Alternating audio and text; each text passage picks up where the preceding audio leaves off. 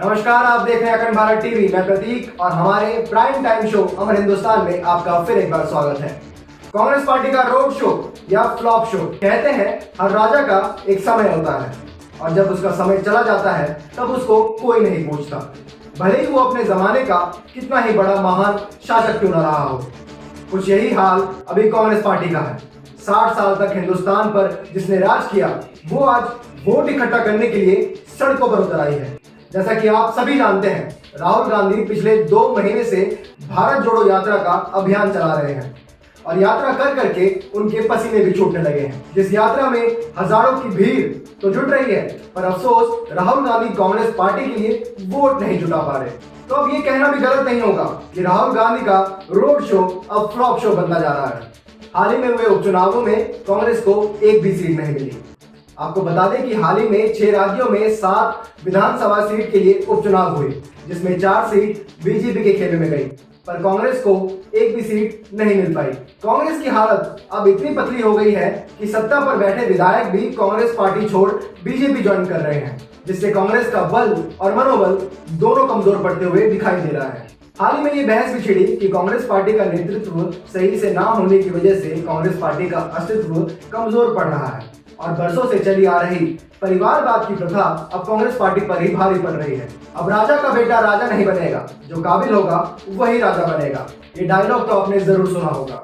तो इसी बात पर अमल करते हुए हाल ही में कांग्रेस पार्टी के अध्यक्ष पद का चुनाव हुआ, जिसमें हमें मल्लिकार्जुन खड़गे और शशि थरूर के बीच सीधी टक्कर देखने को मिली और खड़गे ने बाजी मार कांग्रेस पार्टी की कमान संभाली। पर मुद्दा यह है कि क्या खड़गे सिर्फ दिखावी अध्यक्ष हैं या नियंत्रण अभी भी नेहरू गांधी के परिवार की सदस्य पूर्व कांग्रेस अध्यक्ष सोनिया गांधी के पास है? क्या खड़गे की भूमिका उतनी ही है जितना कि बतौर प्रधानमंत्री मनमोहन सिंह का था? खैर, इसका खुलासा वक्त के साथ हो ही जाएगा। मुद्दा यह है कि कांग्रेस को उसका नया अध्यक्ष मिलने के बाद भी कांग्रेस पार्टी चुनावों में अच्छा प्रदर्शन नहीं कर पा रही। अब सवाल यह उठ रहा है कि क्या कांग्रेस पार्टी का अब समय समाप्त हो गया है?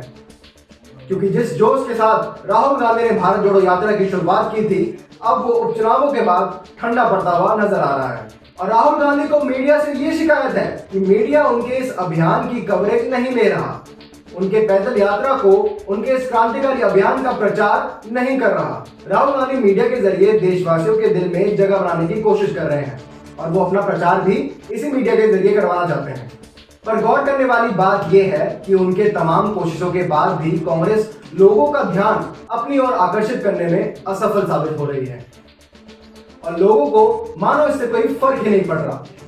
हम आपको एक उदाहरण से समझाते हैं। जिस तरह जब यूक्रेन और रशिया के बीच महायुद्ध छिड़ा, तब इसने पूरे विश्व का ध्यान अपनी ओर खींचा। तब आपको हर पल ये लग रहा होगा कि अगले पल क्या होगा, पर अब युद्ध को 8 महीने से ऊपर का वक्त हो गया है और अब आपके लिए शायद ये इतना खास विषय नहीं है।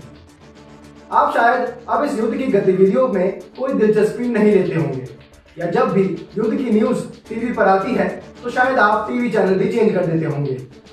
तो कुछ ऐसा ही हाल राहुल गांधी का भारत जोड़ो यात्रा का हुआ है। 2 महीने पहले जब इसकी शुरुआत हुई, तब इसने मीडिया की कई फुटेज को अपने नाम किया। तब कांग्रेस पार्टी को यह लग रहा होगा कि यह अभियान एक क्रांतिकारी अभियान साबित होगा और कांग्रेस पार्टी लोगों के दिलों में फिर एक बार जगह बनाने में सफल होगी। पर मौजूदा हालात कुछ और ही बयान करते हैं। खैर, कांग्रेस पार्टी की भारत जोड़ो यात्रा कितनी सफल होगी ये तो वक्त ही तय करेगा।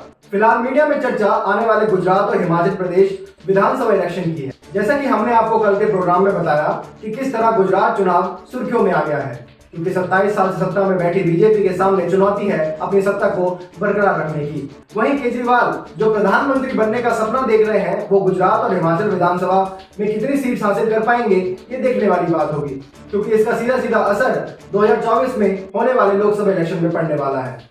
खैर, हम आपसे फिर वही बात दोहराएंगे कि सत्ता किसी की भी हो, पर ये देश अमर रहना चाहिए। आज के हमारे अमर हिंदुस्तान शो में इतना ही। आपसे फिर मुलाकात होगी एक नए मुद्दे के साथ।